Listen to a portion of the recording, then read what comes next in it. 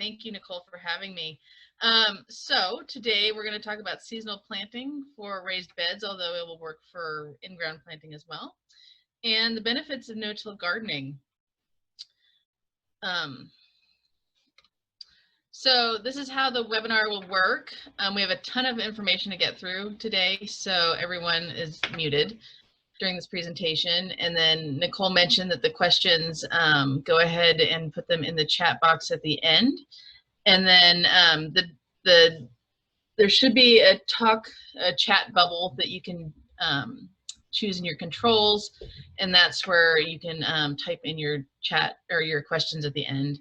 And then Nicole, as she said, will compile the questions. And then Sustainable Solano, I believe you'll be offering this as a YouTube at a later date.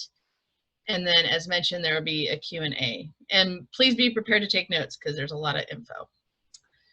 So it's me and my husband, Tom. And as Nicole said, we run a small farm called Dog Island Farm in Vallejo. We raise chickens and turkeys and dairy goats. And then also we have the plant nursery that we specialize in edible plants. We also do some natives as well. And our backgrounds are in construction and landscape architecture. And then our claim to fame really is back in 2010, we started a year without groceries, where we didn't shop at grocery stores, big box stores, convenience stores, restaurants, and we actually continued that for nearly 3 years. So we have a lot of experience growing and raising our own food. When we did everything from rabbits to chickens, obviously the turkeys, the dairy goats, and then we did a lot of bartering with local farmers. This is our garden. We're located in Vallejo, which is in the San Francisco Bay Area, for those of you that aren't in the area. We moved here in 2008, so at the end of 2008, so we really got started in January 2009 on the gardens. Our focus is on edibles and natives, growing along with the nursery. And then what we do is we incorporate what's called a whole systems approach that mimics nature, so that we can reduce pesticide use, and it also makes it more attractive, which increases our time spent in it, which is important, especially when weeding, because I hate weeding, and I'll weed if I'm out there. So if I'm out there more, I'm more likely to weed. So what we're going to learn today, we're going to go over why no-till. We'll discuss soil health and why no-till is an important part of creating healthy soil. We'll talk about raised beds, and the best ways to build, fill, and grow in raised beds, and what the drawbacks are and what to watch out for. And then also seasonal planting, and we'll discuss how to properly plan your garden throughout the year.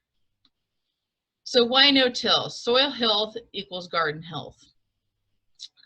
For a little bit of background, we have, it's important to know what soil structure is. So soil is made up of layers called horizons, and the top horizon, the O horizon, is at least 20% organic material. So this is where all the plant leaves will fall and decompose in place. It tends to be black or very dark in color. Next down is the A horizon, and this is the first real mineral soil, and it's commonly known as topsoil. And this is also high in organic matter. And then underneath that's the B horizon, and that's a subsurface mineral horizon. And it tends to accumulate salts, clay, and iron. And then at the bottom is the C horizon, and that consists of the parent material, which is typically rock. So, and it depends on the type of rock, whether it's sandstone or igneous rock or metamorphic rock, but that gets really into the weeds. There are some additional horizons that aren't as common. There's the E horizon, which is an upper mineral horizon, generally below the O or A horizon, but it's above the B horizon. And in this photo on the right, it's that white area. And it tends to be lighter in color. And it's generally where silicate, clay, iron, and aluminum get leached into. And that's what makes it that lighter color. And it's typically found in forested areas. if you're on the West Coast, you're not going to see much unless you're in the Pacific Northwest, where it rains a lot. And then the last horizon is the R horizon, and that is bedrock plant parent material that makes up the soil horizons above. So the C horizon that I mentioned before is generally made up of broken up, weathered, eroded R horizon. And it cannot be excavated by hand because it's rock. So why tilling is detrimental? The main thing, going back to the soil horizons, is that it destroys them. So it eliminates the pores and worm tunnels that allow for aeration and drainage, which is really important for plant health. It eliminates the O horizon, which helps reduce compaction from rain. So when it rains, that O horizon has all that organic material, kind of creates like insulation to the soil. So when rain hits it, it can bounce off rather than hitting and washing away the soil particles.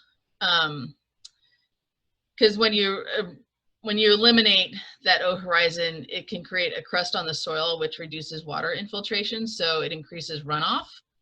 And then increasing the erosion, obviously, if you can't infiltrate water into the soil. So due to increased runoff, soil particles are dislodged and the soil will erode away. So as you can see, this picture is of a tilled field with some pretty massive erosion issues going on. Topsoil, where almost all the organic matter will be lost because it's all washing away. And it also creates a water quality issue by increasing turbidity, which is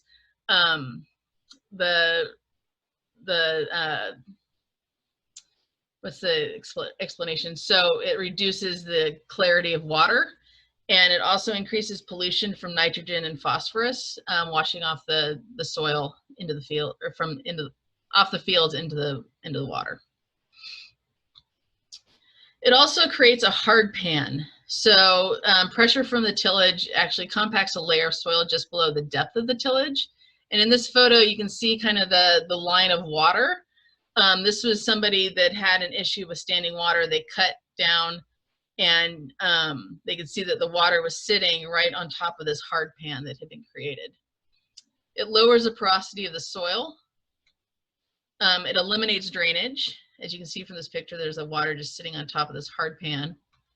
It eliminates aeration. So we're losing the air spaces in between the soil particles. And the roots cannot penetrate deeper into the soil to access additional nutrients. It's also detrimental to soil organisms. So mycorrhizal fungi will help hold soil particles together, and when you till, it destroys those. And then it moves organisms from their preferred depth, and that will kill them. So preferred depth will actually affect the temperatures in the soil. So a lot of organisms like to be at a certain temperature because it's not too hot or it's not too cold. So it really depends on how deep they are, and if you change that temperature in the location they're at by tilling them up, it could in fact kill them.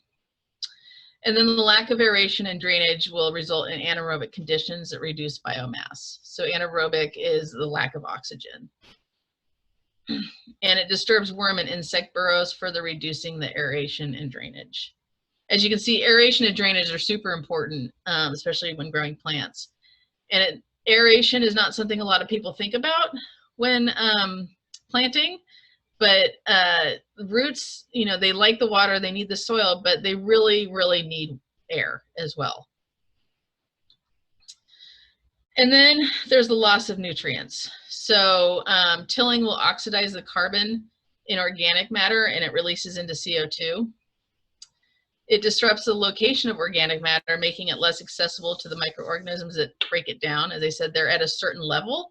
So the more active ones are going to be at the surface in that O horizon, breaking down the larger materials, and then further down,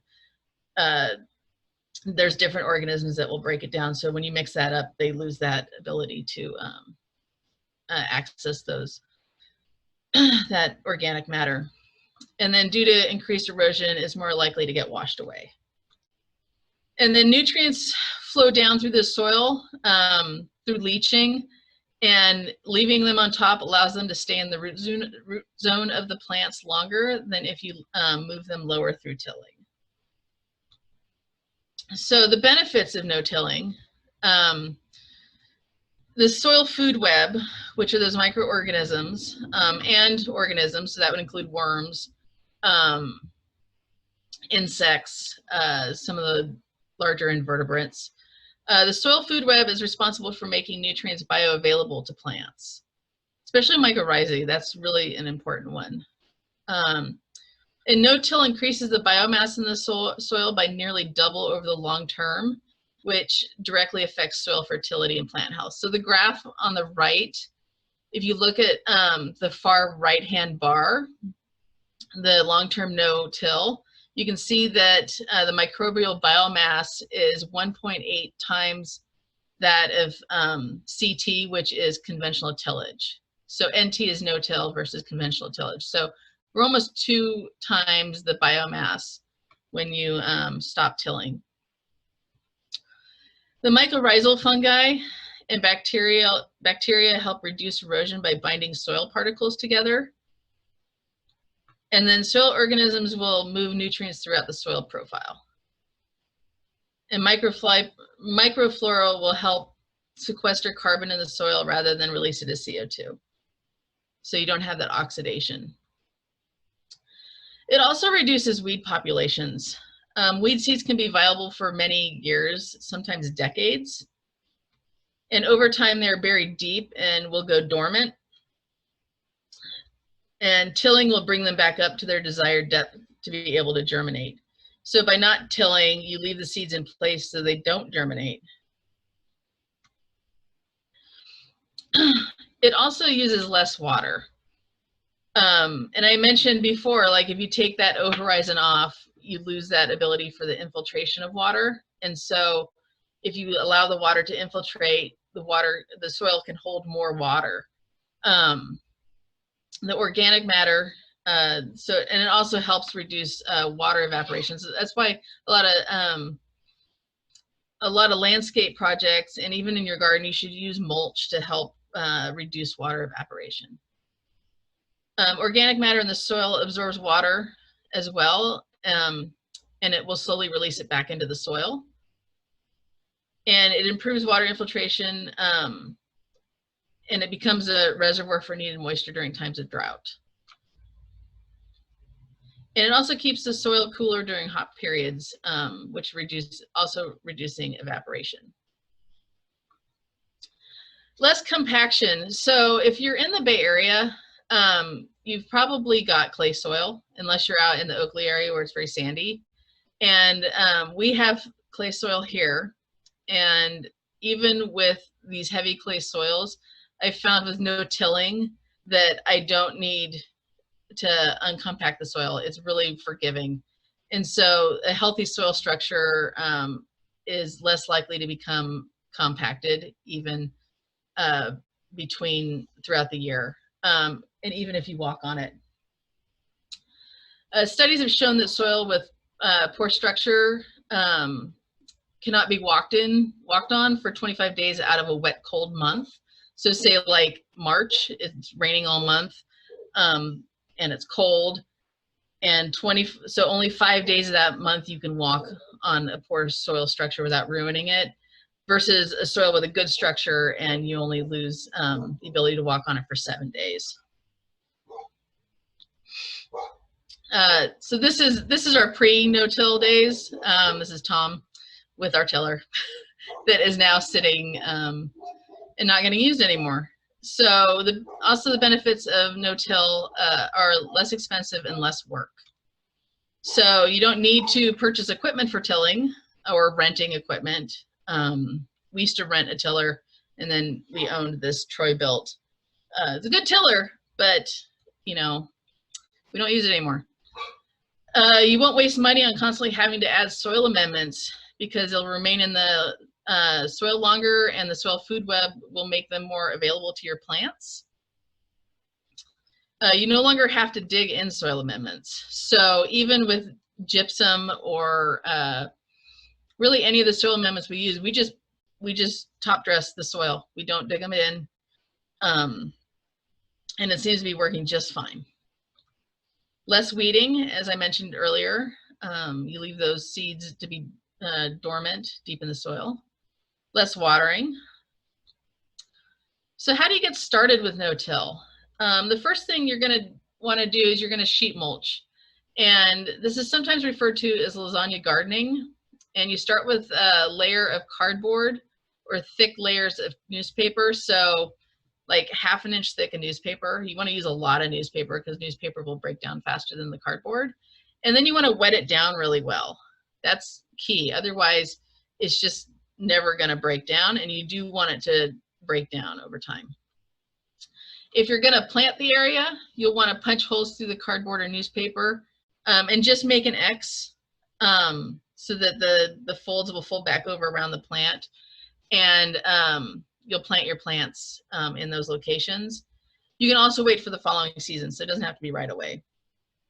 And then you'll add amendments in compost. So add a layer of amendments over the cardboard. So this would be if you're going to do gypsum or feather meal or any of those fertilizers that you buy in the boxes. You want to add that first, and not a whole lot. If you want to do a soils test and figure out exactly how much you want. And then you follow that with a 3-inch layer of compost. And then after that, you're going to follow it up with another 3 inches, but this will be mulch. And you want to make sure it's an organic mulch, whether it's tree or bark. It can be straw. One thing to be careful with straw is it's going to have weed seeds in it. So, and you can do hay. Hay doesn't have weed seeds in it, but it's really expensive. So we tend to go with, we have a local tree guy, and he will dump a truckload in our driveway to use. We use a lot of mulch. We probably go through 3 truckloads a year because we have a fairly significant sized parcel. So the yearly maintenance of no-till is fairly simple. Just every season, add another 2 to 3 inch layer of compost or organic matter right on top. That can be anything from dried leaves that you rake up to grass clippings if you have a lawn. And then you can get compost. If you're local or even in other areas, check your local waste and recycling. And they usually have compost available for free or for a very low price. In Solano County, we tend to go to Napa Waste and Recycling, and a full-size truck load is about $15. So it's a really good price, and it's a nice material. We use it a lot here. You can fertilize by just top dressing, foliar feeding, or fertigation. Fertigation is a system where you have a reservoir attached to your irrigation system, and you inject fertilizer through that. Cover crops, if you choose to grow that, you can just chop them down and allow them to decompose into place, so you don't need to dig them in. And you want to avoid using cover crops that contain grasses, just because they'll reseed sometimes, and they're not as useful. And then no need to dig anything into your soil. It's just simple. So moving on to raised beds. The benefits of growing in raised beds. So they solve issues. Now, if you don't have time to amend all of your, if you have super heavy clay soil or sandy soil, I find sandy soil to actually be a bigger issue because it drains so fast, and it does not hold on to nutrients at all, unlike clay soil. I think clay soil is, while it's a pain to work with, it's, in my opinion, better in some regards. But if you don't want to deal with it, raised beds are the way to go. And you can also put a barrier beneath them for burrowing pests to keep them out. They're also attractive. Well-built beds will bring order and formality to the garden. Comfort, taller sides of your beds can be used as a seat, and you don't have to bend over so far to maintain your garden. And then also season extending, because it can warm up earlier in the year. But there are, of course, drawbacks to growing in raised beds. They can be expensive, so you have to purchase the materials to build them and the soil. They do need more water because there is no bottom on them. They tend to dry out faster due to faster drainage. And they do need more fertilizers because you are watering them more. The nutrients will get leached out faster. And then you do need more space. Paths need to be wider to accommodate wheelbarrows. So building raised beds. So there are some things you need to take into consideration when you're building them. The minimum depth should be 8 inches, preferably 12 inches. A lot of plants, especially your root vegetables, are going to want some really deep beds. And then also your bigger plants, your squash, corn, if you're going to grow corn, and tomatoes have significantly deeper roots. Especially with our tomatoes, we always recommend to bury tomatoes when you plant them so that they are more drought tolerant. So having a deeper bed is always a good way. Now, if you're going to do something really deep, like 2 feet deep or even 18 inches deep, you can fill in the bottom 6 inches with some sort of drainage material, whether that's broken pottery or gravel or something, just to reduce the cost of the soil a little bit and to help with drainage at the bottom. The maximum width should be 4 feet. And the reason this is because 2 feet is about as comfortable as you'll be with reaching to the center. So if you have access on both sides, you don't want them any further than 4 feet, or you're not going to be able to easily reach the center of the bed. But they can be any length, so the length doesn't matter. If you are building them out of wood, I would recommend doing something in the running between the center every 8 feet to keep the boards from bowing out, though. And then if you live in a dry summer climate, Douglas fir lumber is an okay building material. It's not going to last as long as redwood, obviously, or cedar, but it's substantially cheaper, just like a fraction of the cost of those two types of wood. So the replacement cost over the lifespan you would get out of redwood would actually be cheaper if you kept with Doug fir, although you do have the labor of having to rebuild them. And then some alternate materials, cedar and redwood. You can also do masonry, concrete, stone. There's a lot of options with building raised beds. But you don't want to use pressure treated wood or railroad ties due to the toxic chemicals that can leach into the surrounding soil. So pressure treated wood has copper, a lot of copper, and not only is that a heavy metal, but it is also toxic to microorganisms. The fungi, the bacteria, and even the insects. You don't want to introduce that to your soil. And you want to use a barrier of galvanized hardware cloth. And hardware cloth is it's a metal mesh. It's just a hardware cloth. You'll get it at any hardware store. You can get them in 4-foot rolls, and you just roll them out underneath the bed before you put the bed down.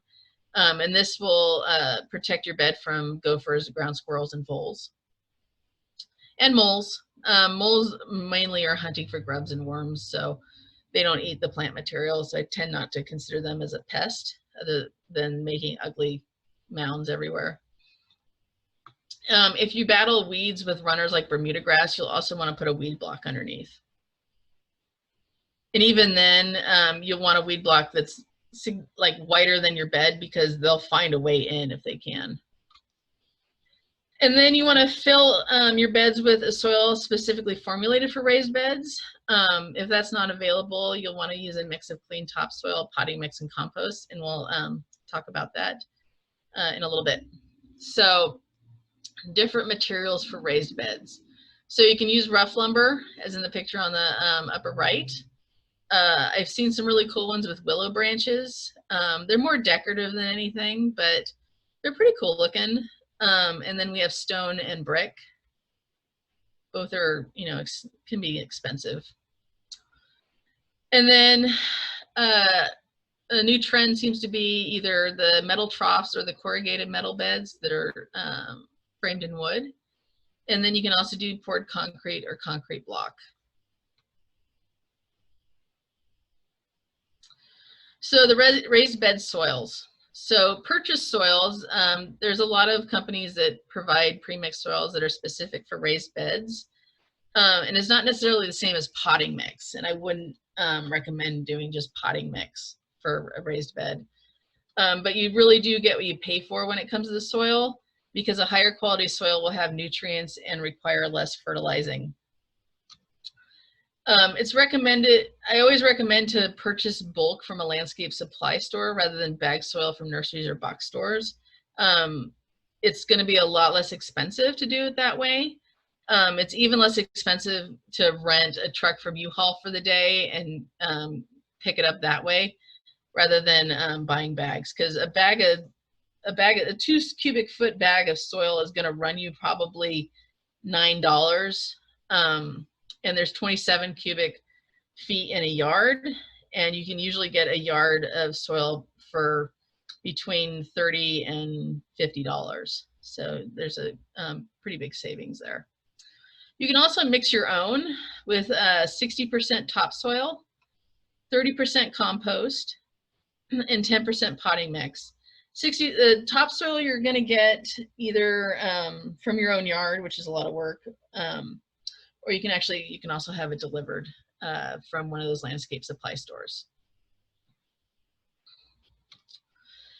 So seasonal gardening.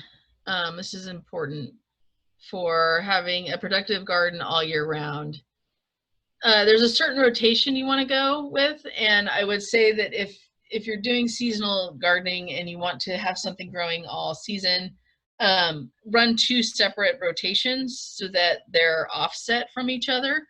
So, you know, one rotation will start with your summer plants, and these will be, you can just kind of ignore what this is. We'll go over it later, but Solanaceae, cucurbits, corn, and beans. And then that would be followed up with the winter and early spring plants. So these are your legumes, beets, spinach, greens, lettuce, brassicas, onions, and leeks. And the reason you want to do summer followed by winter, early spring is a lot of times your fall plants will want to be planted while your summer plants are still going. So you want to allow the summer plants to continue, and then the following will be the winter. And then after the winter, early spring plants are pulled out, because some of the early spring plants will go into summer, like onions and garlic and leeks. Then you would follow those up with the fall plants. And then that would be your fava beans, cover crops, some of your grass family, brassicas, spinach, the carrot family, garlic, greens, and lettuce. And then after your fall, that would follow up with the summer. So I wouldn't do spring and then summer and then fall. I would do summer, spring, then fall, and then back to summer. So the summer plants, so the cucurbit family is going to be cucumbers, gourds, winter squash, and pumpkins, and then winter and summer squash, sorry, so that includes zucchini, and then your melons and watermelons. I know a lot of people confused. They think winter, I get this question a lot, can I plant winter squash in the fall? And winter squash is, it's actually a warm season plant, and the reason it's called winter is because it's a mature squash that can be kept over the winter. It's not grown in the winter. So you'll want to grow that during the summer season and then allow them to mature on the vine. So really zucchini and pumpkins are the same species. They're just harvested at different times. So you want to make sure to include winter squash in your summer garden. These is the Solanaceae family. So it includes and I have potatoes spelled wrong. Forgive me for that. Eggplant, potatoes, peppers, and tomatoes, along with tobacco, tamarillos or tree tomatoes, tomatillos, ground cherries, and Cape gooseberry. If you've never grown Cape gooseberry or ground cherries, I highly suggest it. They're super tasty. They look kind of like tomatillos, but they're yellow and they're very sweet. Some more summer plants. We've got sweet potatoes, corn, and beans and sunflowers. These are all also to be planted in the garden in the summer. And then following that with fall plants, these are grasses. Usually the oats, the wheat, and the barley are included in some cover crops, or you can just do them by themselves. With wheat, we tend to plant wheat in a bed that we don't want to have the irrigation on for a little while. We'll turn the irrigation off and we'll plant the wheat because it's a cool season. It comes up with the rains because we have here in California, we only really get rain in the winter. And then by the time summer comes around, the plant is done producing and starts to dry off. And then we don't have to worry about any fungal issues with the grains because it's not raining. And so when they dry out, they're ready to harvest, and they don't need any supplemental water during that time. So it's a good way to use a bed without growing anything. But with cover crops, you can just chop them down and let them decompose in place. Cool season plants. So the beet family and greens, these can be planted in both fall and spring. I do prefer to plant spinach, Swiss chard, and beets in the fall, though, because we have an issue here with what's called leaf miners, destroying the grains of both, well, of all three. And if you plant in the fall, you miss that season because they're really here in the spring mostly. So when you miss that season, you have a better harvest without loss due to these pests. And then lettuce just needs cool weather. If you're going to plant that in the warmer seasons, I always suggest to plant it in a shady area. Also, this is the brassica family. It's a fairly large family, so it includes your common brassicas, broccoli, cabbage, Brussels sprouts, and cauliflower. These can, again, be planted in both fall and spring, but I highly recommend planting these in the fall as well, especially Brussels sprouts, because they need a really long season. But this will help avoid certain pests like aphids and mealybugs during harvest. You do have to be careful when they're younger, but it creates a cleaner harvest in the winter because it's too cold for those pests to be around. And then some more brassica family. We've got kohlrabi, radishes, bok choy, and kale. Aphids are going to be less of an issue on radishes. I generally don't see them on radishes. So those are great. And radishes grow really, really, really fast, like just a couple weeks and you have radishes. So they're a good fill-in for certain plants. And then some more brassicas that are a little less known to be related is arugula. Another really easy one that sprouts really fast and has a good harvest quickly. And it's one of those ones that you want to plant every 2 weeks so that you have a succession of harvests. Turnips and rutabagas, horseradish, and tatsoi, mustard greens, and mizuna. These are all brassicas.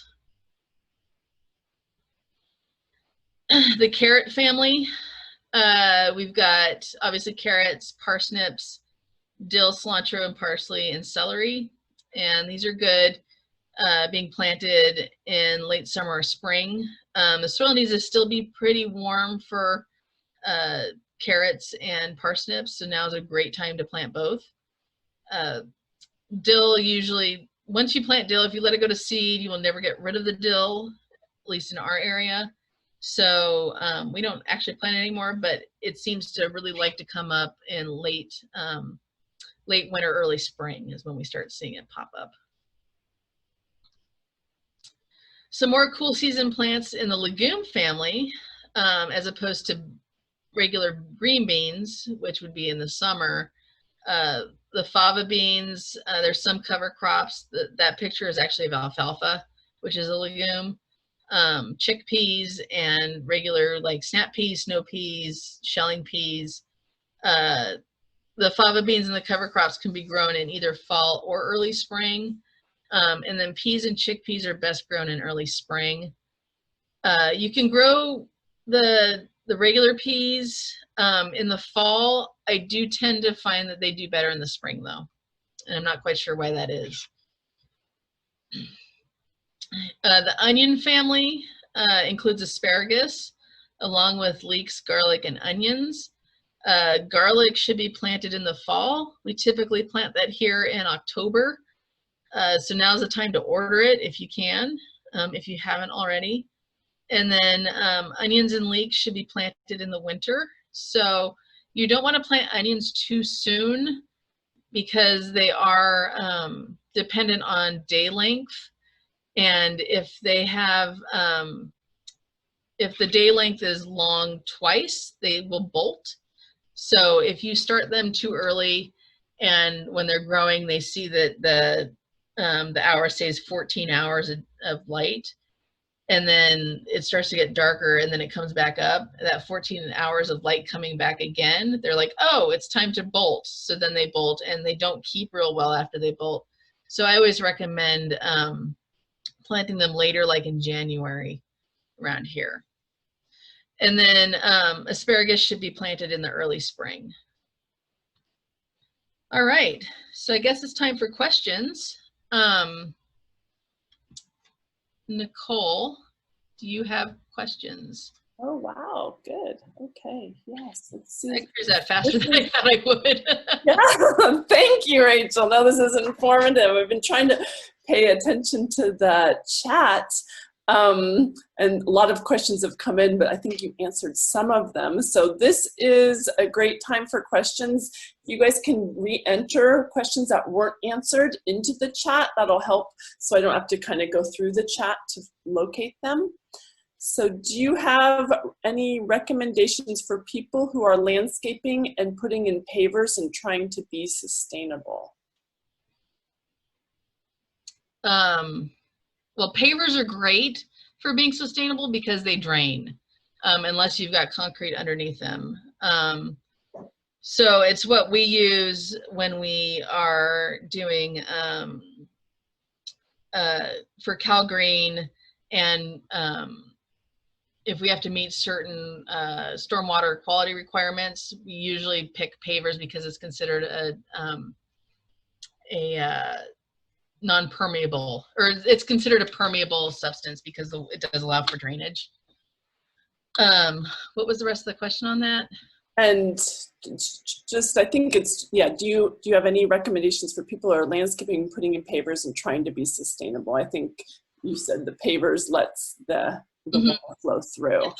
Also choose, if you're going to be planting, choose plants that are very drought tolerant. Right. Yeah. Okay. And you know what I forgot? If everybody can fill out the survey, that would be wonderful. So I'm gonna put that in right now, and I'll put a link, or Allison, can you put a link into the survey so people can fill that out during these questions? We've got a ton of questions. Okay, so let's get to some more of them. When the link's in there, please fill it out. It helps us to guide, like I said, some the topics that we select. So let's see. Where can we order seeds? I think you have that in your resource. Yes, I have included seed people or seed companies in the resources. Right. So do you have any oh wait, hold on. Can we grow tomatoes and peppers all year round? No. So tomatoes are an annual plant, and they will die at the end of the season. They're very, very cold intolerant. So once it starts getting cold, they're just gonna die to the ground and they will not come back. Peppers, on the other hand, if you protect them over the winter, they're not gonna produce, but if you protect them over the winter, they will survive. At least most of them will. We have actually most of our peppers in 5-gallon pots, so we can move them into our greenhouse in the winter. And then they come back every spring. Awesome. And then we also had a few questions on defining tilling, and just a good definition of what is the best definition of tilling, and why is farmland tilled if it's so detrimental? So, so tilling is mixing the soil up, whether it's through using a shovel by hand, double digging, just turning the soil is what tilling is. So you can use a rototiller, double digging. It's been popular with big farms because it was easy. It was easy to destroy weeds that way. It was, and what they're finding now is that a lot of farmers are actually switching over to no-till, a lot of them, because they're finding that they're getting better production out of it. It was tradition. They did it traditionally. They thought that's how they were supposed to do it. But now that research has been coming out showing that you shouldn't till, more and more farmers are doing it and finding that they're getting good production without it. You can go to UCNR through the USDA, and they actually have quite a few videos now that interview farmers that have switched over. So it's pretty interesting. Great. And then there's a few questions on fertilizer. Do you have to use fertilizer? And if so, what's your recommendations? Absolutely not. I would say soil amendments, not necessarily fertilizer, but absolutely you have to use it because plants will use it up and then there won't be anything left for the next crop. And so what I always recommend, and I tell people, is you have to get your soil tested, whether it's in a raised bed or in the ground. You need to test your soil to know what you need to add. Otherwise, you're just adding things that you may not need. You may be adding too much of something that's detrimental. So like if you add too much potassium, then it can inhibit the uptake of other nutrients. I use A&L Western Labs. I just send them a quart-sized Ziploc bag of soil, and they test it for me. I ask them for recommendations. They give you the recommendations of how much of what to add. It's usually organic amendments. And then every time I use that, I get a much better production out of my garden. But you have to amend the soil. There's no way around that. Okay. And we're getting some questions on how to keep cats out of raised beds. Good luck with that. Some options. Some people there have these mats that you can buy that are spiky. That they're plastic. They're open grid, but they have spikes on them to keep the cats from walking on them. You can also use sticks and put sticks sticking up out of the soil throughout. You can create a fence around the bed, or even use a row crop cover, which is like fabric or even netting, just a physical barrier to keep them out. But I mean, there's not really going to be any like repellents or anything that'll work unless there is one thing that might work. It's called a scarecrow. It's a impact sprinkler that's on a motion detector, and that tends to work as well, but you just have to remember that it's on before you walk in front of it. Or not. Or not. Okay, so can you cover rotation of beds?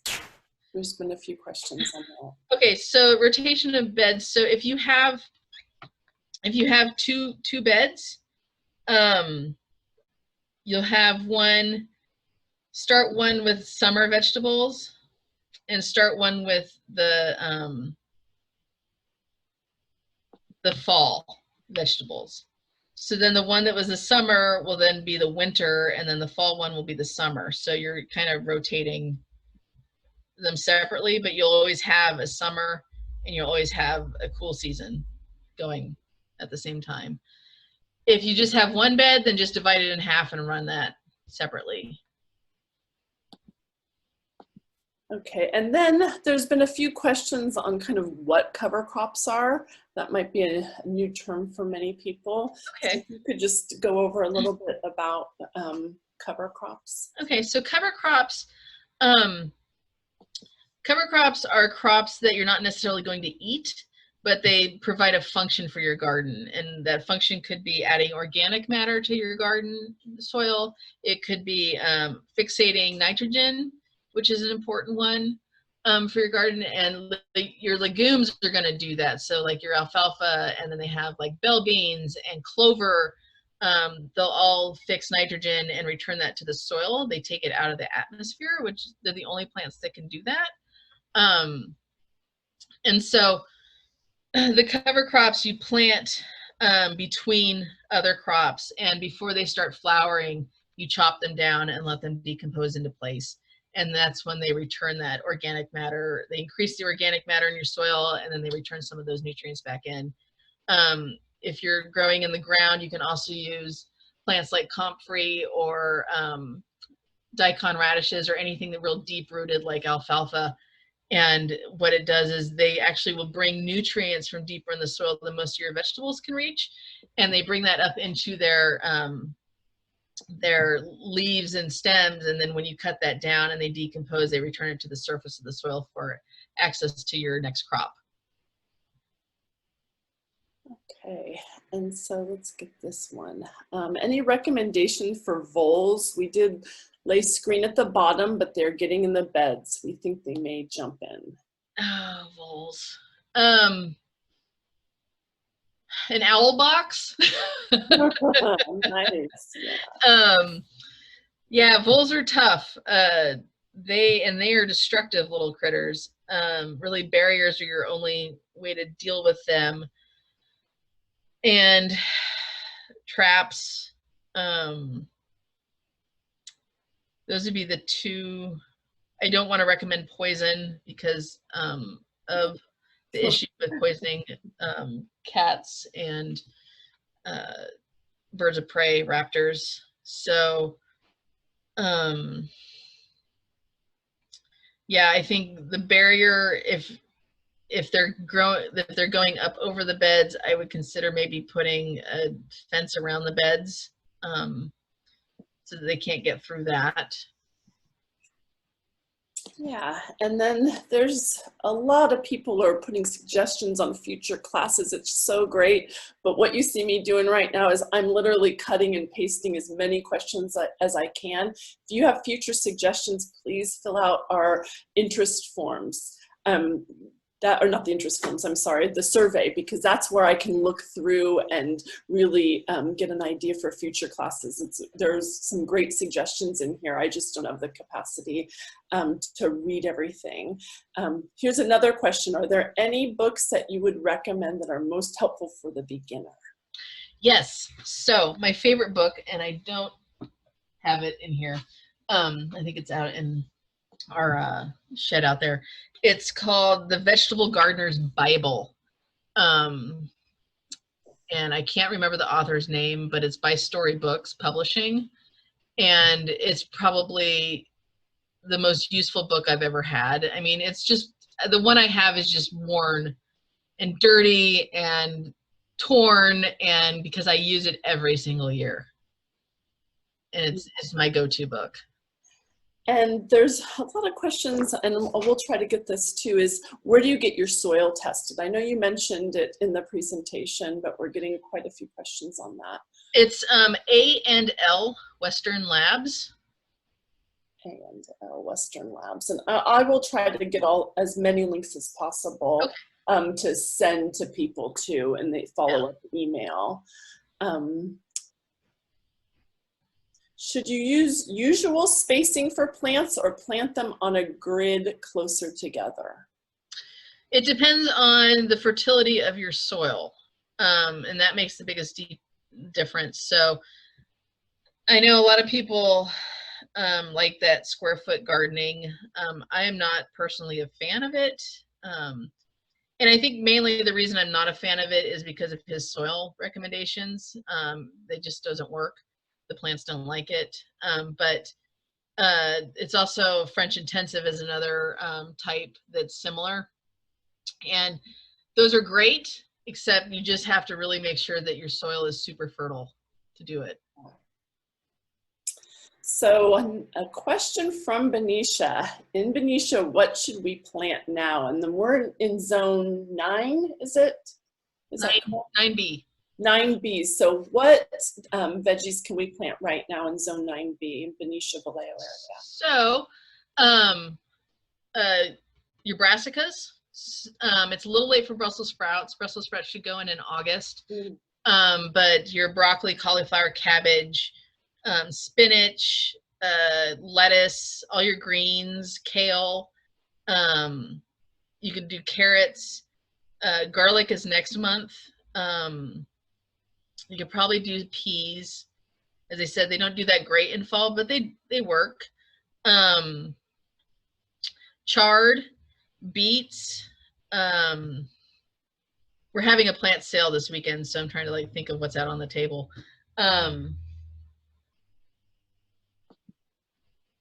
Bok choy. So there's quite a few things, and now is the time to start your fall garden. Yeah, excellent. And then there's the questions, do you provide home consultations? We do, except right now because of COVID, we don't. So we're bringing, once we hit the stage 3 of reopening, we'll bring those back. But right now we're not doing them. Just we have to be careful with being around other people. Okay, how can you rotate 2 seasons at once if they only grow well in the one season? Did you cover that? How can you rotate? So yeah, so what happens is, so while your summer garden is really going to run through, so like tomatoes, we still have tomatoes that are producing, and they can produce into October here, but I need to be planting my fall plants in September. So we have that space of about 2 months where I don't have room to put my fall crops where the summer crops are. So that's why I want a separate rotation going, so I have an empty space that I can put that fall crop. So is it safe to plant something where tomatoes were growing? I've heard it can make the soil poisonous. No, that's not true. Yeah, and we will be sending resources. We've got a ton of resources on our website for local Solano County for soil, for compost, and I'll send some links to that for everybody. Galvanized tubs, do you recommend them instead of wood or cement bed? And there's been some questions on what are the benefits of galvanized tubs? There's been a few questions on. So with galvanized, a lot of people choose them because of the way they look. They're kind of cool. They're a little farm-like, rustic. People like them that way. The benefits of them, you can get them taller. So you can get them in that 2-foot height. And you don't have to build anything. You just bring them and drop them. Usually you want to pierce a few more drainage holes in the bottom of them. But yeah, I mean, they're popular because of the way they look. I have one that we're growing strawberries in, is actually in the picture. I do find that they heat up quite a bit. So they're great for planting plants that like the soil to be warm. So sweet potatoes would be great in those. We have strawberries in them. The strawberries do okay. But when we have those heat waves, they have a hard time with them. So any recommendations on what to plant in raised beds that receive about 2 hours of sunlight? Okay, so it's not very much sunlight, but the typical rule is, and it's very general, but if you eat the leaves or the roots, they tend to take more shade. You can grow lettuces, green, like any of your greens.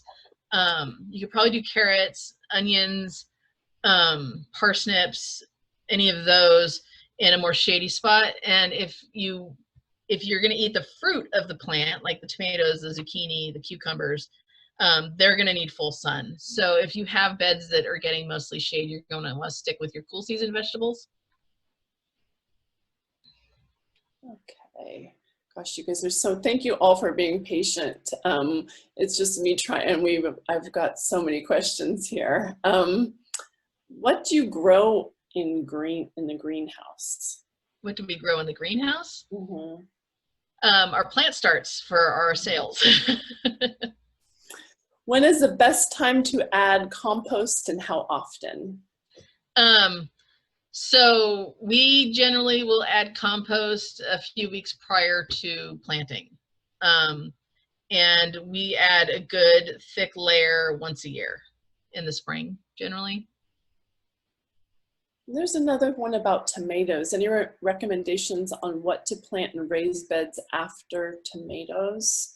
I've heard that they can develop parasites such as nematodes. Let me look. I teach a class on crop rotation. Let me find the rotation section. So after tomatoes, you would follow tomatoes with either brassicas, like cauliflower, cabbage. So that would be the spring planting of those. Or you would follow it with grass family, so either like a cover crop or corn the following summer. And then there's a question about raised beds. Should the raised beds have legs for better drainage? No, they don't need it.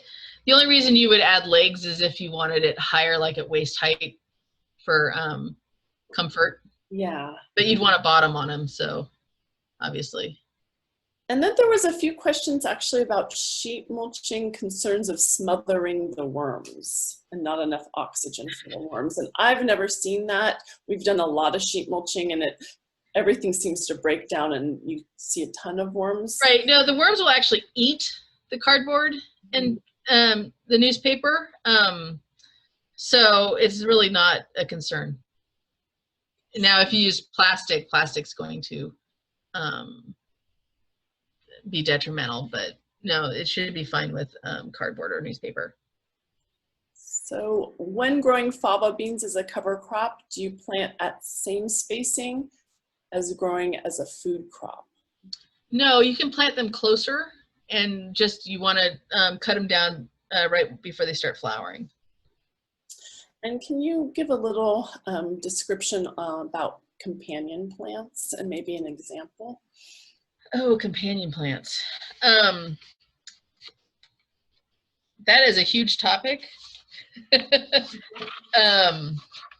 So companion planting is where plants are antagonistic or complementary with each other. And so, and there's a few different ways you can do it. You can do with other vegetables. So like you can plant lettuce. Lettuce gets along with everything, so you can plant lettuce next to something and it'll be beneficial. Detrimental would be like planting an onion family with a legume. They just don't like each other for what it, they create phytochemicals that just, they're adversarial with each other. Or you can also add, another way to do companion planting is to add flowers or other types of plants into your garden, like planting marigolds with your tomatoes to keep whiteflies and aphids and other pests away from the plants, or planting dill or yarrow with your garden to attract beneficial insects. So there's different ways you can get into companion planting. It's a big topic though, that we cover in some of our other classes. Sounds like companion plants can be like people. Some are easy to get along with. Exactly. Some are a little more difficult. What is the best way to grow potatoes, and if you recommend any varieties? Potatoes. So we've tried many different ways of potatoes. We grow them in the ground. We grow them in those grow bags, which are just they're like a felt, almost a felt polypropylene bag. I've tried them in containers. I've made pallet boxes for them. I think in the ground we have the best success with them. The downside of that is all the little potatoes you miss just turn into more potatoes the following year. They're just hard to get rid of after you've planted them. But as I said, in the ground is usually the easiest or the most productive way to grow potatoes, in my opinion. Otherwise, use the grow bags, but I find that if you do the grow bags, even the big grow bags or the big containers, you still only can do really like 1 or 2 plants per container. And but what you do is you start with about 6 inches of soil and plant it in that. And as the plant comes up, you add more soil so that just up to the top, the leaves, and then it continues to go up and you continue to fill it till the bag is full. And then that whole length will have potatoes all the way down. And you can do that in the soil too. You just dig a trench and start them at the bottom of the trench and then fill it up as they go. Would you amend the soil in raised beds year after year, or would you replace the soil completely at some point? The only reason I would replace the soil in a raised bed is if a disease comes in. And then it's time to redo it. Otherwise, you can just keep amending it. There's no reason to replace the soil. You can add more soil because it will settle, but I wouldn't replace it all unless there's a disease issue. So can soil be put on a layer of cardboard paper, or should there be a layer of brown twigs, etc. in between? I'm not sure if I understand that. I'm not sure I would put soil on top. Compost and mulch on top, but not necessarily soil, because it doesn't, I would do soil underneath and then the cardboard or newspaper, then followed by compost, then mulch. Right, that's typically what we do at the, when we sheet mulch. So suggestions for growing pomegranate and Mexican key lime in zone 9B. I have no luck seeing any fruits after flowering fruit drops. Oh, interesting with pomegranates, because I have really good luck with pomegranates here. It might be a fertility issue with pomegranates. Usually when I hear that there's no fruit, my first concern is that you have low phosphorus and potassium possibly. The other issue is pollination. You might not be getting any pollination of them. Mexican key lime is tough. It also depends on the age of the tree. So I find citrus doesn't really start producing until 3 or 4 years in the ground. But again, the Mexican key lime, that might be pollination as well. Yeah, and it sounds like soil testing. That's a big takeaway from this one. Yeah. Soil testing. So what are your thoughts about adding worm castings? Worm castings are great. They're really good nutrient. You can buy worm castings bagged, or you can have a worm bin and raise the worms yourselves and use those castings.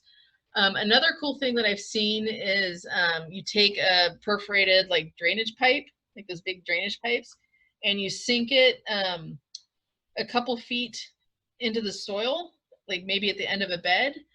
And then you can put your scraps in there, and the worms will come in and leave, you know, feed, and then leave it in your bed, the castings. So that's another really good way to do that. And it's a little more temperature controlled, so and there's no maintenance on your part. Yeah, that's also, you could do that with a broken pot. If a pot ever breaks at the bottom, kind of bury that in a little bit and add, and then put like a plate or something on top. Yeah. I have a few of those in my yard. That works great for compost and worms. So after tomatoes are harvested, the elderly plant can be crushed and put back in the soil. That's a question. Can the elderly plant? Yes, you can just cut it up and leave it on the soil. Perfectly fine. You might get some, if there's any fruit in there, you might get some volunteers next season. You can either pull them or let them grow, either way, or transplant them to another spot. But yeah, I mean, just leaving them on the soil surface is fine. That's what we do. Just leave them in place.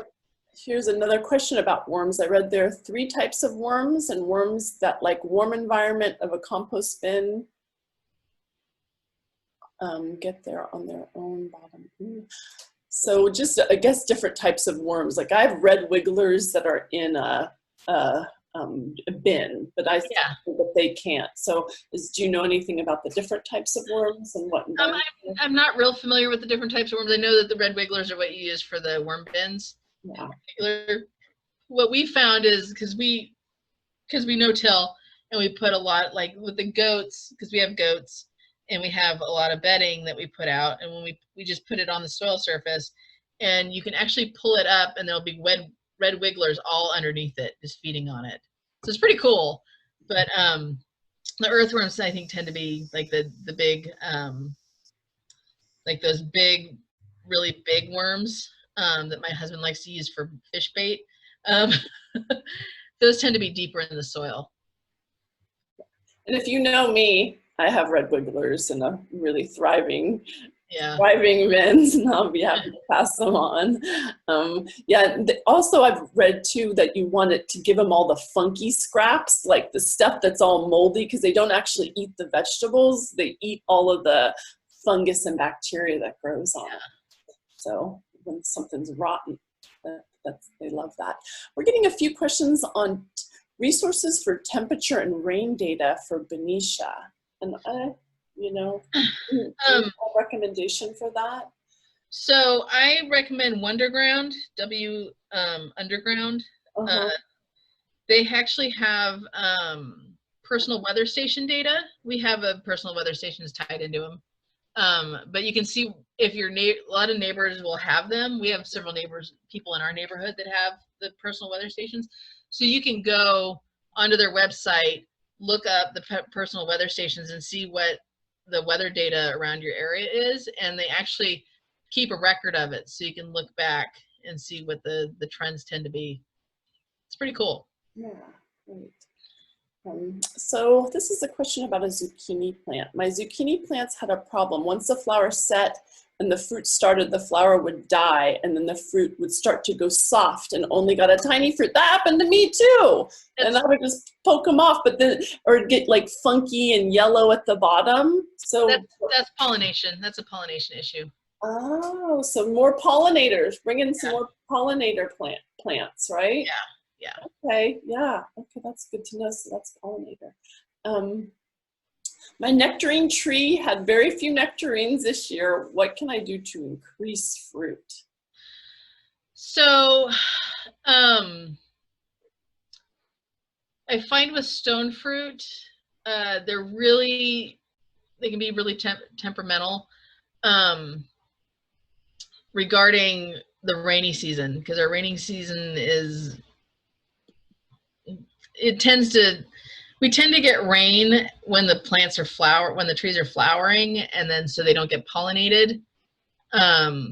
So I've been starting to look at, and I've ordered some, getting trees that flower later in the season so that we miss that rain and they get better pollination and better production. And then also check your soil. Those are the two big ones. Soil. That's a big takeaway.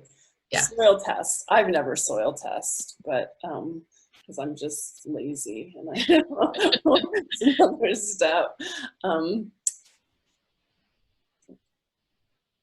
I have goat fertilizer. This is a good question for you. Okay. I have goat fertilizer. How long does it have to sit before you can use it on plants for goats? Goat manure is not hot, so you can put it directly on your garden. I wouldn't put it directly like on root crops, but around plants that you don't eat what's touching the soil, you can put it on right away. Otherwise, put it in the spring, let it break down before you plant like root crops. Yeah. It's great. It is high in phosphorus though, so you do have to be careful about that. Okay. All right, let's get to another question.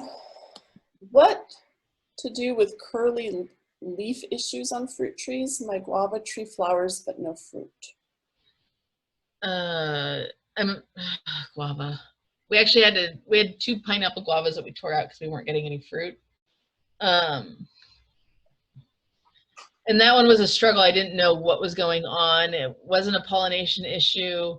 And I think I narrowed it down to it was a soil issue. We have a lot of boron in our soil, and it appears that a lot of trees and, well, any fruiting plant has a really tough time with boron.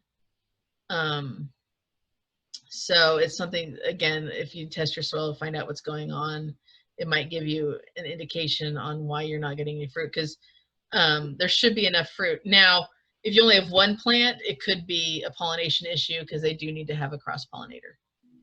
It seems like an answer to many questions, or it depends, and more research to be done. I encourage you guys all to keep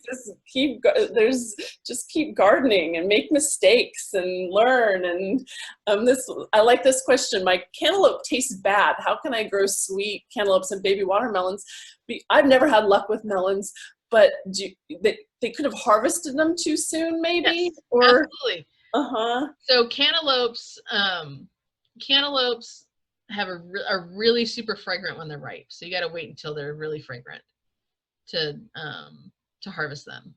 And then watermelons don't do that, but the trick with watermelons is you want to make sure that the skin is nice, like a nice dark, like defined lines.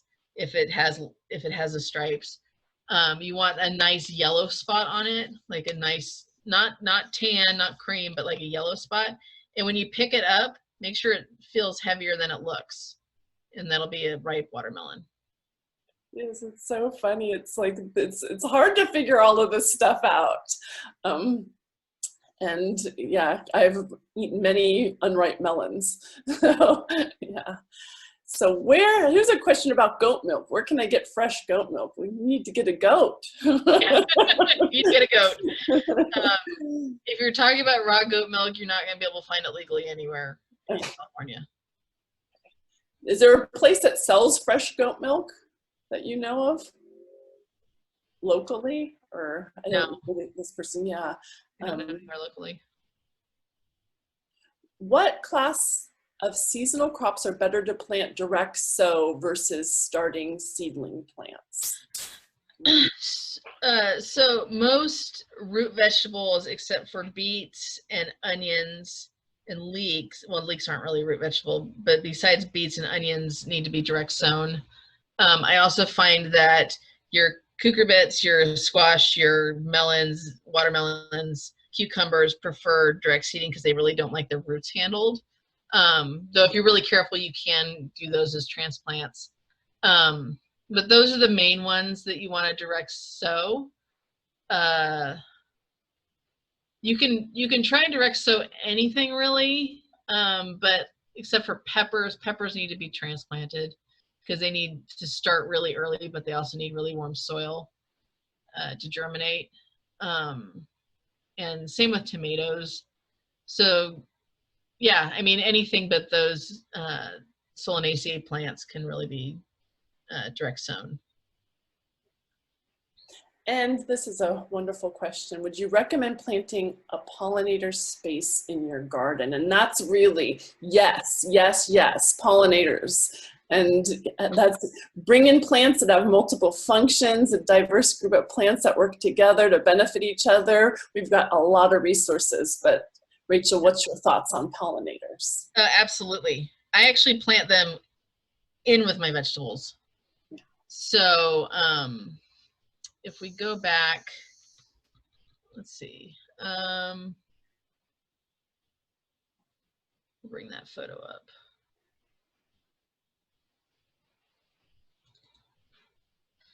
So if we go back to this photo, you can see we've got dill plants. I can use the laser pointer. We've got dill plants back here that are attracting pollinators. You can see way kind of back in here, we've got some dahlias that are attracting pollinators. Obviously the squash are, and then we've got sunflowers. Sunflowers are really good for attracting pollinators. So we mix up our garden. There's some more sunflowers up here that haven't quite bloomed. Let's see, I think there's another photo in here that, where is it? This one's a good one too. So you can see in this one, I've got some yarrow, which is not just great for pollinators, but it attracts beneficial insects that prey on pests. And then I've also got some nasturtiums down here and throughout the garden. And these are great for actually deterring pests. So they deter cucumber beetles and mealybugs and a whole variety of different pests. And you can see how happy this squash plant is by that leaf next to my dog. So just to, that gives you an idea of mixing in plants. There's some marigolds over here as well. Yes, I love nasturtium. They're super easy to grow too. And they're edible, so. They're edible, they're everything. And I think we're going to end on pollinators because if anyone takes away anything, so it's test your soil, add pollinators, get all variety of different plants in your garden.